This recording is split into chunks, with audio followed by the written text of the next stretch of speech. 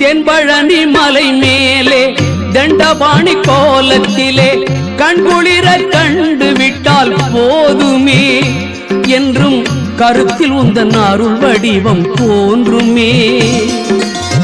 தென்பழனி மலை மேலே தண்டபாணி கோலத்திலே கண்குளிர கண்டு விட்டால் போதுமே என்றும் கருத்தில் உந்தன் அருள் வடிவம் தோன்றுமே.